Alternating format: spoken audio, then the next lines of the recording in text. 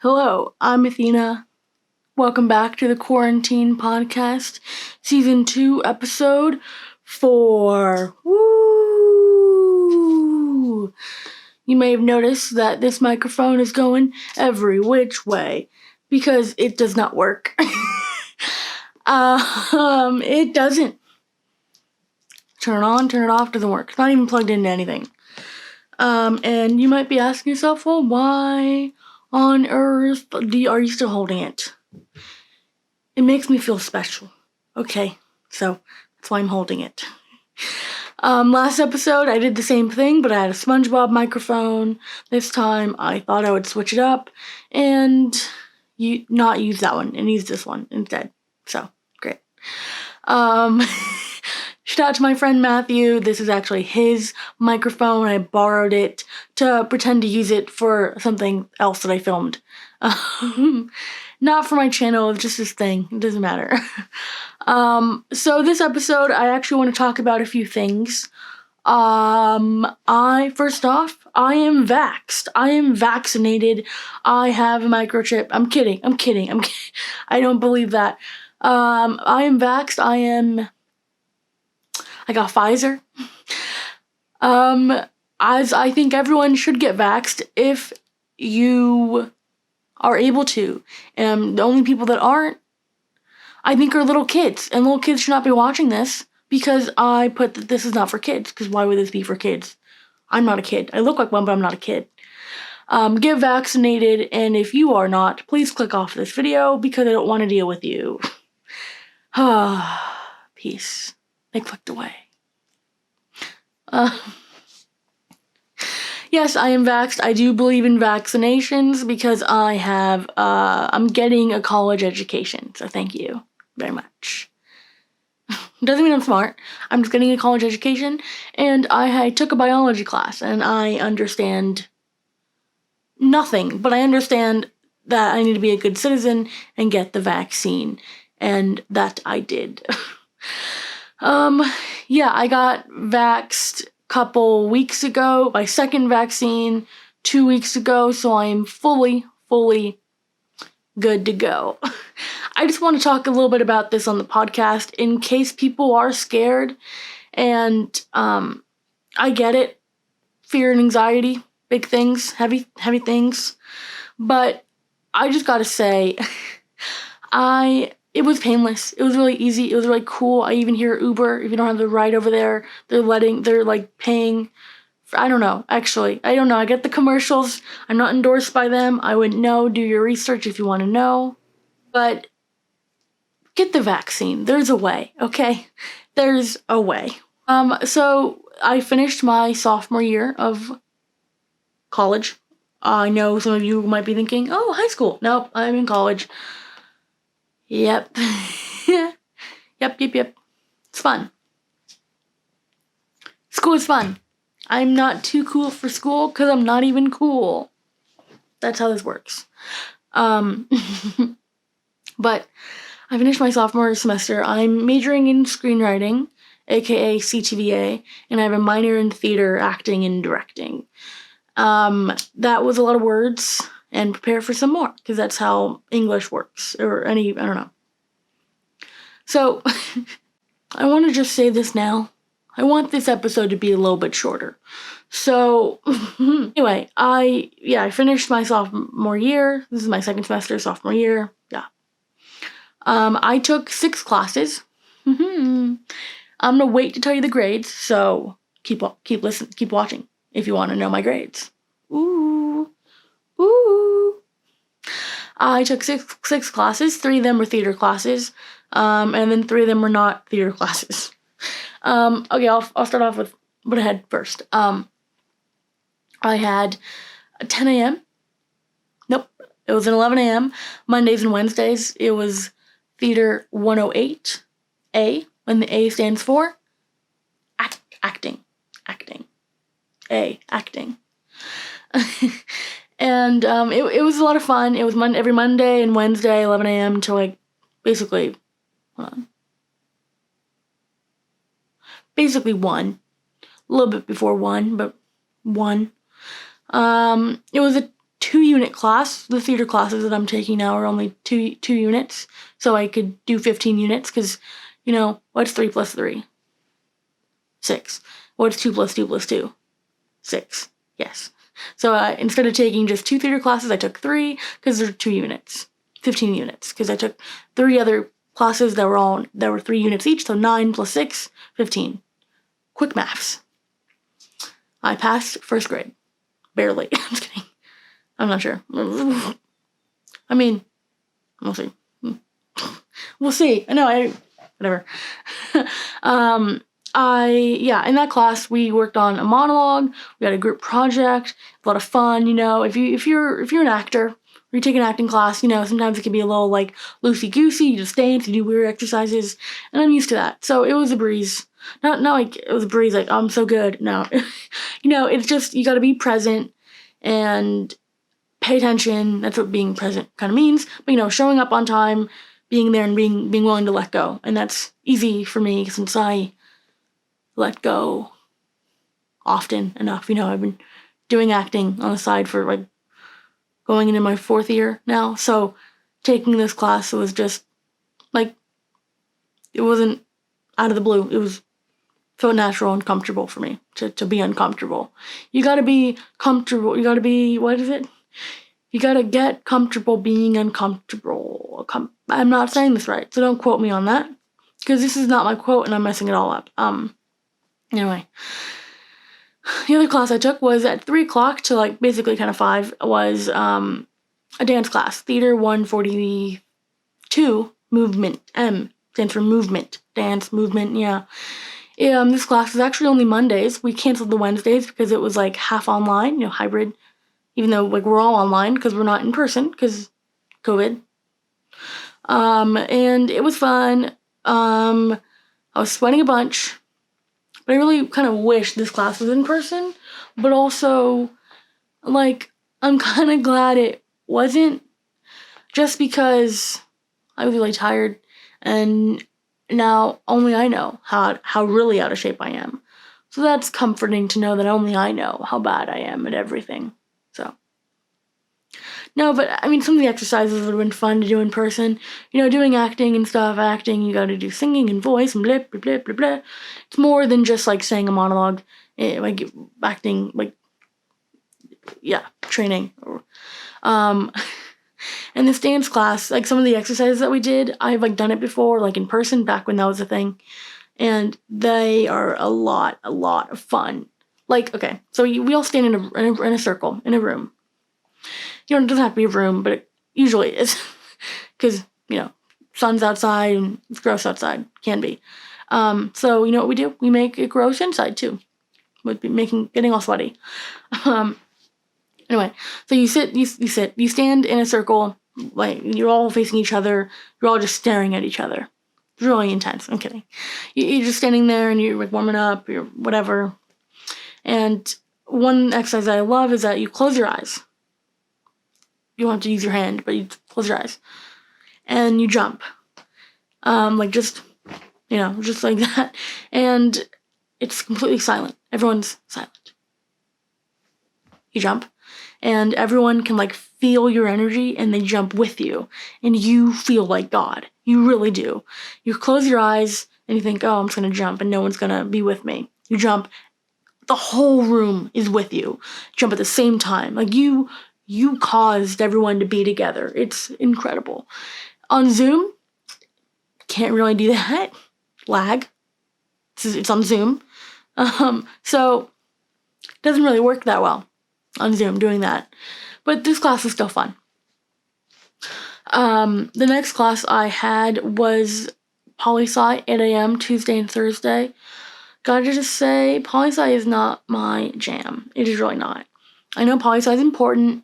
Yeah, sure. No, it is. It's just not my bread and butter. It's nothing to me. Sorry, poli-sci. I appreciate you. No, I know poli-sci is important. Like, it is. Okay? I'm just not good at it. It's a lot of memorization, a lot of stuff. Anyway, I took this class, poli-sci 155, Pols 155.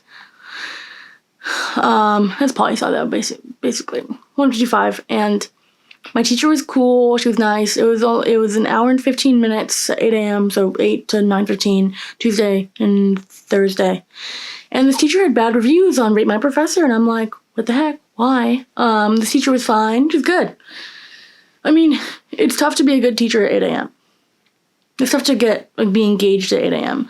I would normally wake up 5 minutes before, roll out of bed, watch the lecture, and be envisioning I was anywhere else at 8 a.m. But I went there. It was good. I think what was so good is that she had like PowerPoints ready, and so I could just follow along, and I just starred the ones that I didn't understand and took a little bit of notes. And the quizzes were just about the PowerPoint, basically, and you had to read the book. And yeah, reading about poli-sci. I mean, I appreciate the people that made this book, because like the beginning chapter, the beginning like section was always like, oh, how does this relate to the world? Oh my god. And it'd be like a new thing, and I'm like, oh, that's interesting. And then it would get into all the facts, and I'm like, oh god, come on. But I read the book, sadly. Sorry, poli-sci. just something, I have a mental block for you in my head. I vote, okay, I know. It just, the subject is just, to me, you know? Maybe that's how people, I feel like that's how I feel about math. No, that's how other people feel about math, that's how I feel about poli-sci. So, took that class, it was fine, I had to read the book. We had quizzes every single day in class, so you had to show up every single time. The good thing about Zoom, I think, is that, like, it's really flexible.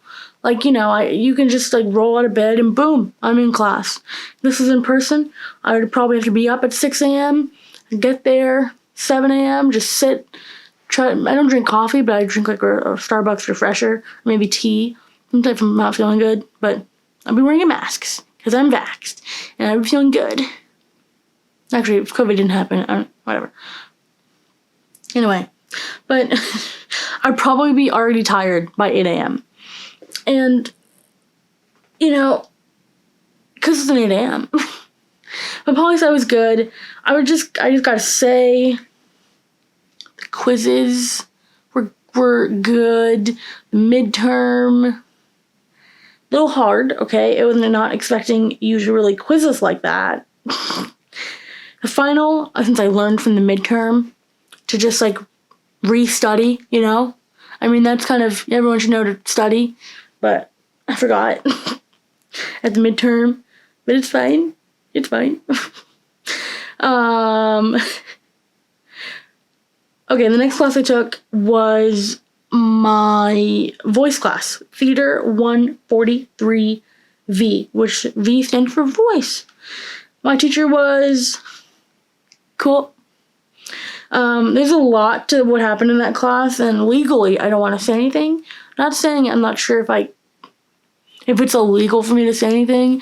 I just think it would be funny as hell just to, like, save this story for some time else, because a lot of stuff went down. That's all I'm gonna say. You know, I learned some interesting stuff about my voice. I'm pretty insecure about my voice. So I think it's perfect that I have a podcast now.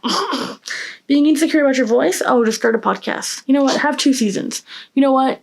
Never stop listening to your voice when editing, because that's clearly going to make you feel better. It doesn't, but it does. Okay. But yeah, yeah. Let's gonna move on. I like the class. I like everything. Okay. I keep looking at myself in the viewfinder.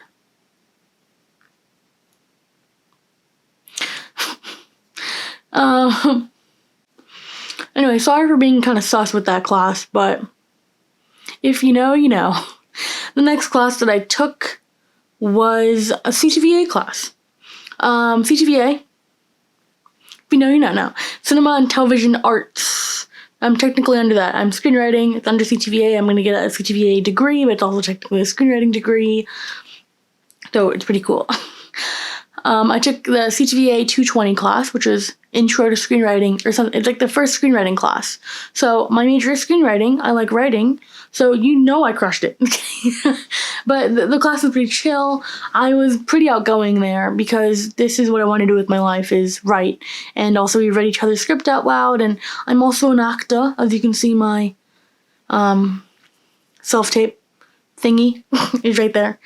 And this camera right there. I don't know if you know but you're a camera, actually. So good for you. So yeah, we rewrote our own scripts. I now know how to write commercials. So any companies want to hit me up, I am very creative. I have a couple brain cells in there, a few. But I overwork them with creative ideas that are either really weird or really dumb. So if you're a company looking for a really weird idea, come to me. I'm here all day. I'm actually not here. I'm in this room all day. I'm not on this YouTube video all day. This isn't a live stream. But yeah. Yeah, I also learned more screenwriting format stuff. I have a bunch of books about screenwriting format. Here's the thing about me though with writing. Sometimes I go through weeks and weeks where just the ideas are coming and flowing and I love them in the middle of the night. Those weeks normally is not a lot of sleep because it's just my most creative time between 1 and 4 a.m. and I'm just up thinking of ideas, writing. It's beautiful and also not healthy because I'm not sleeping. Sleep is healthy. I think. I think I know that. So yeah, then there's some times where I don't have an idea for weeks. And it's just trash. It's just nothing's really coming. I'm not connecting with the material and I'm just in a slump. This could be writer's block. You can say that, but I just think sometimes it's like that. And the thing is, sometimes when we're in the really heavily having a bunch of ideas and just writing a bunch and just the creative juices are juicy, going to structure kind of, harms me. Not really, but harms the creativity, kind of formalizes it, and it can sometimes suck. At least this one time I was getting into format. I was told that my format sucked. It was nicer put than that, but I knew what they meant. You can read between the lines. But I knew what they meant, and I was okay, gotcha. I'm gonna look into it. This is before I had final draft. This is at least 6 months ago, maybe more. And I was getting into format. I have a couple of screenwriting books, as I said, and I started reading one of them. And they're very precise about what to do and what not to do. And I saw this as a huge, just anchor in my writing career. The rules of writing hurt me. No, not really. It just I was just wow, that sucks. I was just I completely just didn't want to write in that way, and I was just okay, fuck you. I was just having, just rebelling against it best I could, which was dumb. But I think sometimes you need to go through that, and sometimes when I'm stuck and I can't write anything good for a few weeks, I either try and look at the rules and be okay, look at the formatting rules. Rules meant to be broken, not the laws. Rules, writing rules, they can't be broken, but you need to know them first before you can break them. You need to know what's in the box before you break out of the box. And I'm learning what's in the box currently, not right now, but in school. Right now, I'm currently reading a book.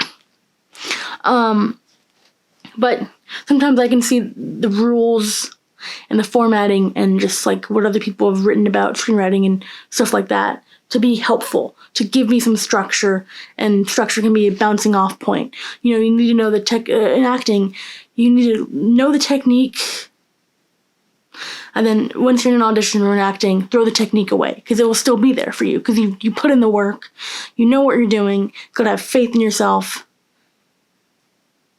And then boom, I think it's the same thing in writing. Could be. It's a point. I think writing is, well, I just do it more often than act. Right, I think I do it every day. Like, a lot of times a day. You know, like, writing emails, writing essays, but I mean, like, you know, more than that. So, I think acting could be the same, where it's not just structure and you just, I don't know. I only act like a couple times a week at, like, classes and just for fun sometimes. But writing, I do it every single day. Most days. Like, I'm on summer break now, so I took a few days off, but now I'm back in it. I'm writing a play, writing a bunch of things, yeah. Anyway, I think what really helped me with that writing class was, at the beginning, we were learning a bunch of we were learning how to write commercials. And I was taking a sketch writing class at Second City, and I'm taking one now, because I think it's just good to always be learning things. That's what you do. I think as an artist, you just constantly learning and improving your craft. And it's not like the thing about art is that there's no, like, definite answer to anything. Like math, 2 + 2 is 4. You know, you can be like, oh, I mean, but, like, there's always, like, a definite solution. But in art, there's a millions of ways to get to the answer. And there's not even really an answer. You can even respond back with a question. Oh, it's crazy. It's so crazy. Anyway, I think sometimes just learning new types of writing can really help and kind of give you more opportunities and make you more flexible as a writer. You know, if you can be like, yeah, I write commercials, I write plays, I write TV pilots, I write features, I write sketch. That's a lot of stuff. And you have to learn the rules for all of them. And then break the rules for all of them, too. That was a good class. I really appreciate my teacher, and everyone else there was cool. I just felt like I was kind of annoying the whole time because I kept on talking. But, you know, I go to a couple different writers' labs because, you know, I write every day, basically. I go to, like, there's 4 possible writers' labs I can go to every week. There's been some weeks where I go to all 4, but I usually go to, like, at least 2 a week. Sometimes 3, sometimes 4. And that class kind of turned into, like, a writer's lab for me, at least in my mind, where I can give people notes, and I have in my notebook that I write notes in for everyone, just so I remember the notes. And I was giving a bunch of notes, and my teacher was like, that's, like, exactly the notes I was going to give, and I'm like, just because I write a bunch. I'm in writer's labs, and I know what to look for, and I'm kind of training that muscle, you know? And creativity is a muscle, but also, like, criticism can also be a muscle, because you don't have to be like, oh, that sucked, you know? That's not constructive criticism, but it's also not going to help them at all if you just be like, oh, I really liked it. Okay, what did you like about it? You got to keep asking yourself questions like, just analyze, like, what really worked, what didn't work, why didn't it work, why did that work? You know, just keep asking questions. I went on a whole tangent about writing. Sorry to do that, but I want it to be my future, or one of my things that here's kind of why I got into screenwriting. Sorry to go on another tangent while apologizing for going on another tangent. Well, I think screenwriting is just really good.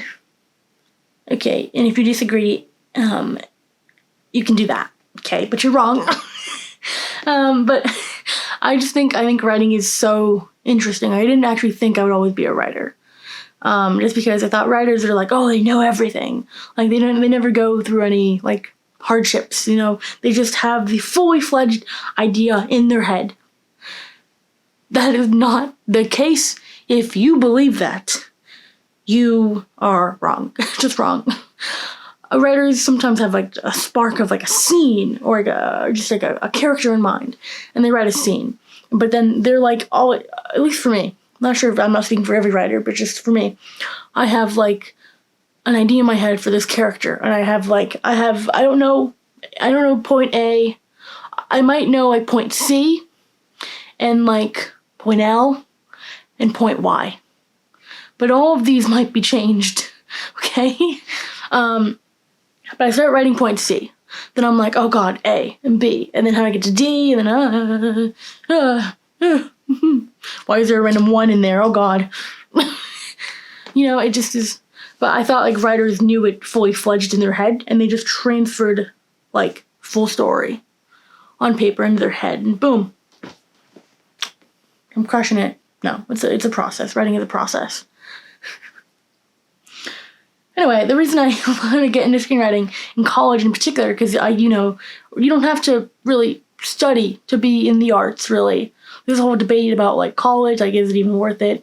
I want to maybe do a whole episode about it. But the reason I think screenwriting is really important, at least for me in college, is that it's a craft, and yes, I can also just do film production, and it covers a little bit of screenwriting, but getting into screenwriting on my own, and there's tons and tons of books about it.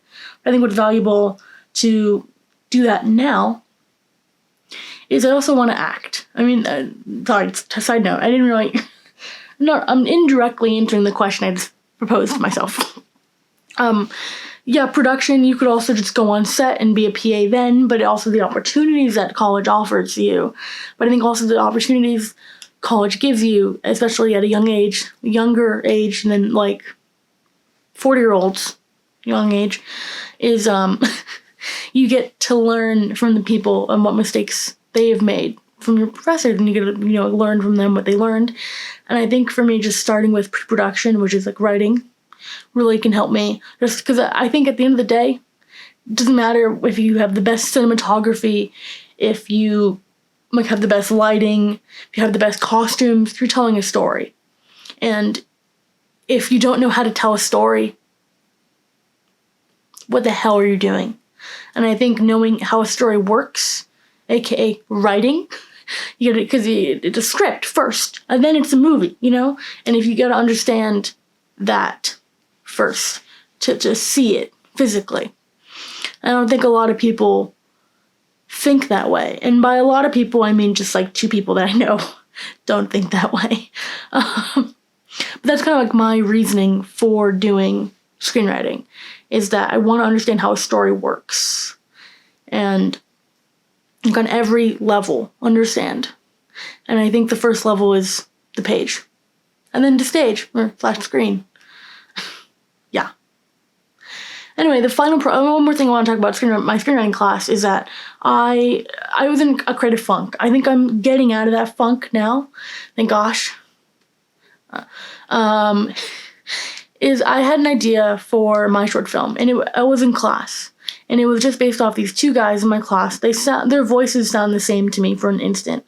So I thought, oh, what if this girl thinks that her 2 classmates are the same person?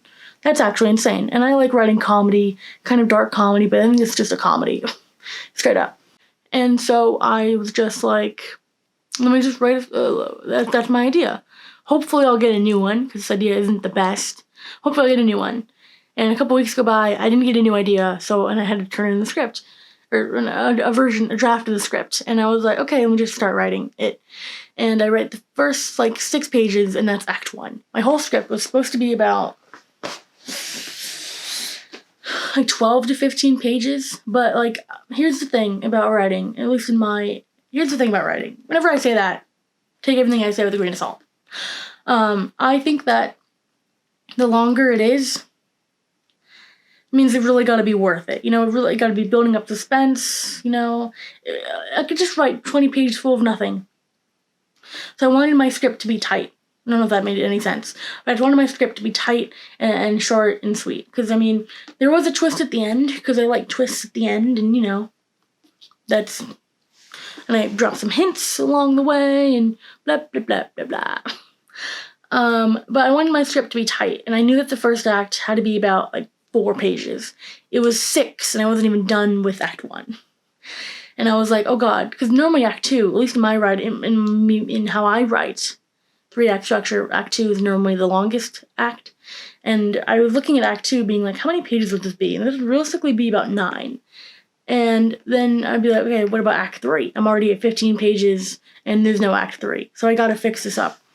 So I kept cutting and cutting and cutting. I even decided to cut out a character, and then I brought her back, and then I cut her out, and I was like, oh God, I'm totally flustered. And my script was due in 5 days. And I did not like the thing I was writing, but I knew I had to get done. And I really dreaded even looking at the script, which is ridiculous because it's my idea, and like, why would I dread this? Is it just hurting myself, just procrastinating, watching another YouTube video? And for what? For what? Just write it. I normally write, I just did not want, I was writing other things instead. That's how my procrastination works. I was writing on a TV show idea that I have instead of the fucking 12-minute page script I'd have due for my class. Yeah. So I was just like, what do I do? And it was like due 4 days before, and I decided, okay, let's rework the whole Act 1. I'll cut the character, and we'll just do it. Let's just do it. Come on. Cut it. It was down to 4 pages. I wrote Act 2, and it was around 12 pages then. So Act 2 was about like 8 pages, and I was like, okay, this is a little long. Decided to cut some of the stuff, cut some of the fluff. Because here's the thing about me. I really like witty dialogue, really like back and forth quick. So I had to cut a lot of the jokes. And I think I decided to cut them after we read it, after I went to one of my writer's labs, and I didn't make anyone read it. We just reread it, and I was hearing the jokes out, and the good thing about writer's labs is that you get to hear your stuff. And me wanting to be a comedy writer, you get to hear what jokes land and what jokes didn't, and what jokes need some help. I think there's 3 different types. Jokes that are good and solid, jokes that are dumb, and you're just gonna cut it, and then jokes that need a little bit of work. And I cut the jokes that can be cut. And I was debating on keeping the jokes that I just added just for funsies that weren't really landing. And those are the jokes that I think are the closest to me. The ones that are just quick, witty, yeah, I care about those, but also I don't, because it wasn't that much of a stretch in my head. I think anyone could get there. Anyone can write a good joke, honestly. But the ones that I think didn't really land that well and needed a little bit more work, those are the ones closest to my heart, because those are the ones that you really love, because you keep in there. But I had to cut a lot. Not a lot. I think 3 or 4 of those, and I was a little upset, but I get it. But I still have them written down somewhere else, and hopefully I'll rework it. But it was funny, I think. The point is, I think I really did not want to relook at my script because I knew the jokes that I wrote were going to get cut. And that's a dumb-ass reason to not look at your script, is to throw things away. I think it's just as important what's on the page is the things that are not on the page are just as important as things that are on the page, because those also matter to you. And the character also lives and breathes, whatever, off the page as well. And I think that's fine. It's good. Anyway, next class I took was a geography class. This was fine. I read the book every week. I had assignments due every Sunday. This was a fully online class. So I never met with anyone. I went to office hours once, or I think twice, maybe once. It was good. The labs were kind of annoying because I'm not the best at technology, but I did it. It was good. I really like this class. I'm not good at geography, though, at all. I don't even know where I am in the world, but I know I'm somewhere, so that's good. No, I know where I am. I think. Whatever. So, yeah, I just took the class. It was good. I was recommended to take this class from my friend, and I hear that my professor comes into class with a cape on, a Star Wars stuff on. I don't know why I said cape, but he dresses up. He's cool. I think one thing that kind of messed me up was that he posted the lectures from different classes on to Canvas, and I was like, why would I watch a 5-hour lecture? Brother, I'm not doing that. Because it wasn't even for our class specifically. I don't know. Some of them weren't, but anyway, I just decided to read the book, and I passed all the quizzes. The final exam, get this, the final exam, all about the lectures. What the hell what the fuck? What the hell? So everyone basically failed because we had a Discord, and we would basically just talk. I wouldn't really talk. I would never really check Discord. Sorry to all the Discorders. I never really checked Discord, but we would normally talk and be like, "Oh, what did everyone get on the labs?" We wouldn't. That would be it, because the quizzes were randomized. So we never like cheated. Okay, that's what I'm trying to say. We didn't cheat. But I'm not saying but. No, we didn't cheat. On the exam, the final exam, it was a day long. We had a day to do it, and everyone's like, "Oh, hey, did you do it?" And everyone's like, "No, I haven't done it. And it was on at 12 p.m. So 12 hours left in the day. And someone's like, "I took the quiz. It's about the lectures." Bitch. No one watched the lectures. Because it's just, the book was like 25 pages. And the book was really good. My teacher actually wrote the book. Shout out to him. And it was entertaining. The book was entertaining-ish. I mean, it's a book. Books can be entertaining. But, a geography, it's not like Harry Potter. But I really enjoyed reading the book. So I took notes and stuff, and the whole final exam was about the lectures. I did not watch 1 minute of the lectures. So I knew I was fucked. So I had an A at the time in the class. I'll reveal my grades at the end in a minute. And I was like, okay, if I fail this, I did like you can calculate like what grade you get and how bad it would affect your grade. And I was just saying, okay, if I fail, I would still get a C. So I might as well, because my other option was to just watch all of the lectures. And technically for like people with disabilities, you can like read the script. And I was like, I'm not gonna copy and paste the script in I'm not gonna, no. Because no, I want to be done. This was like, this is the beginning of finals. I had other things I was worrying about. So I'm not doing that. I'm just going to maybe take an L. I'm just going to try it and just take an L. Fuck it. I got like I think I got like 30 out of like 50. It wasn't best. But like everyone didn't do so good because no one watched the fucking lectures. But he curved it. So I ended up getting a B on it. So thank you. Anyway, it was weird because, I don't get how curving works, but I feel like he did it wrong. And I feel like I can say this because I am an expert at curving. I am not. But I just feel like, I don't know how he did that, but anyway. I wish someone would teach me about curving, because I don't really know how it works, but every single time I see it, I don't like it. Like, I like it. I like the idea. But I just don't think they do it right? Because it was 50 questions, and then he took down 5 questions. So I think, like, oh, he would just give us 5 extra points, but then he made it out of 45. And I'm like, if he would have just given me, if he would have 5 more points, I would have got, like, a B+. But you making it out of 45 kept me at a B. So what the fuck? What? I did the math, because you just divide. I have a calculator app, so what the fuck? Okay, my grades. Drum roll, please.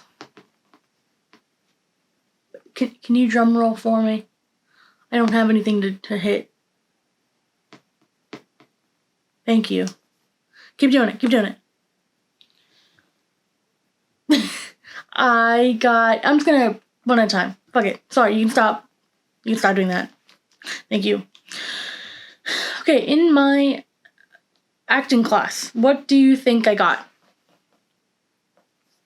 I got an A. Actor. You just gotta show up. Okay, what did I get in my dance class? I got an A. I'm bragging a little bit, but I don't mean to. I'm just saying my grades, because normally I would be doing a video on my main channel. I have a main channel, by the way, if you don't know. I have a main channel. And I'll be doing a video about what I do, how my semester went, and just saying my grades and like what books I had and blah blah blah. And this year I'm taking YouTube a little bit more seriously. I know those videos don't really do well. Not saying I should determine my content on other people, but I do gotta understand that I have a podcast for a reason, and why not just include it in here? Because I talk a lot on those. It's just like this. I talk for like an hour about my grades, and I cut it down to like 10-15 minutes. and it's not really good because they cut out a lot of the extra information. I mean, it's good for it's not good for me because I want to know all the extra juicy content in like a couple years and be like, oh yeah, that's what I took. Yeah. I don't know how I got an A in that class. I mean, I did the work, so that's how I got an A. But I'm not a good dancer, but I got an A in dance and movement. Okay, what did I get in poli-sci? I got an A. Here's why. The notes, the PowerPoint that she posted. Thank you. What did I get in my voice class? I got an A. Being insecure about your voice can get you a long way. No, I just think I showed up a bunch. I didn't miss one day of class, period. I really don't think I did. I'm just a hard worker. Hashtag workaholic. I showed up every day, and I unmute. I talk a lot. I just unmute, and then boom, participation points go up. Okay, what did I get in my screenwriting class? CTVA 210. I got an A. I write. So, I put a lot of effort into my writing. Some people just wrote their first... I'm not calling anyone out, but I assume people just wrote their first draft and submitted that. I had about 8 drafts. I gotta make sure I'm proud of what I sent in. And good news, I was at the end. Because I figured out the twist, I figured everything out. I had a bunch of questions like motivation and stuff and blah, blah, blah. And I'm like, I don't know, I'm just writing this because, yeah. But, hey, what did I get in my geography class? A. I'm about to say B, then, no, I got an A. Because he rounded up the midterm. The final. That was legit it. If he didn't, I would have gotten an A- or maybe even a B+. So thank you for that. And I did all the extra credit stuff as well, because that's the GOAT, is the extra credit stuff. So yes, I had 6 A's this semester, and I'm really proud of that. And if you're listening to this being like, fuck you, well, that's what I tell myself that all the time, so it's fine. Anyone that gets all A's actually hates themselves. Fun fact. I'm just speaking from my own experience, kind of. Not from everyone that gets all A's, but, we're proud of ourselves. Well, I'm proud of myself. But also we're not, because we're fucking nerds. But if you're sitting there and you're thinking, fuck, I didn't get all A's, don't compare yourself to me, don't compare yourself to anyone. I know you're supposed to, compare yourself to yourself, but, if last semester you did better than you did now, dude, you survived a pandemic. That's a lot to be proud of. And, some days you can just go through slumps, Normally when I'm, not feeling good with writing and stuff, it's just absolutely trash. Normally I don't get, overworked with, school, because I just see it as, a chore, and I have to do it, just because it's just, I grew up, basically.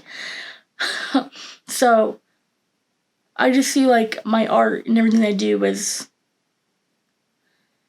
something else that I have to do, but then deep down in my heart, I'd be like, I don't need to write. I don't need to write this pilot for this TV show that I want to do in 10 years. I don't need to do this right now. Why? Oh, this is a future me problem. What am I doing? And I just watch YouTube all day. So, I'm not going to say oh, it's possible. Anything's possible. I look like a dick. I look like that person who oh, I totally failed and gets an A on the test. That's what I sound like. I'm not smart. I think I just know how to game the system. And by gaming the system, I mean just showing up every day. Being outgoing, and I'm not really an outgoing person. Kind of. I think I'm an ambivert when I'm both. I don't know. I was an introvert for a long, long time. I started doing acting, and I was like, this isn't going to change me. And it does and doesn't. It brings out the past in you and makes you rethink how you responded and how to better respond to future things. And there's been many times in my life where I've been quiet. Real quiet. And now I know that I don't have to be quiet. If I have something I want to say, I can just say it. It's not always the smartest thing. I have a bunch of dumb ideas in here. Commercials, call me. Companies, what commercials? Companies, call me. I'll make your commercial. You gotta give me money. I'm not doing it for free. Because I know my worth. Well, you fake it till you make it for your worth. You know? I think that's it. Oh, just a couple more things. I want this podcast to be weekly. Please, if you are my friend and you see that it's not weekly, please reach out to me and tell me to do it. I am a hard worker, and right now it's basically just me telling me what to do, and I know that this bitch is full of shit, so if you reach out to me. You can also email the podcast. I'm so bad. You can email the podcast and remind me to make a new episode weekly. Just for the summer, I think. This might only be 10 episodes this whole season. I don't really know, but I want it to just post more because I'm on summer. I'm taking 2 classes over summer, taking a CTVA class about film. I don't really know. About, analyzing old films. There's a plane. I'm going to keep talking. Analyzing old films, and I'm also taking a theater class about analyzing the American musical, and I'm really into both musicals and film, so that's going to look like a lot of fun to me. I have a lot of fun with that.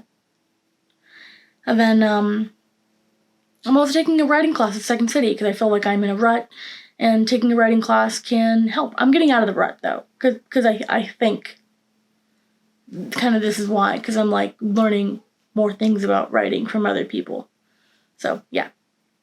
And I got a job. I think I announced that last episode, but I got a job. I'll hopefully be making like a series about it or something. So yeah, that's kind of the plan for the summer.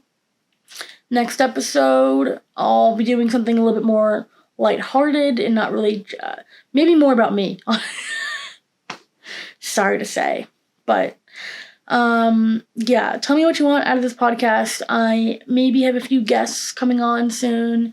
Let me know. Just let me know. And if you want me to keep this gag up of the fake microphone, I turned the light on, by the way. So now we have light. We have a light. Last episode I didn't have a light on. Now we have a light. And a microphone that doesn't work. Maybe next time I can make the microphone work. We'll see. Thank you so much for watching/listening. I don't really have an outro, so bye!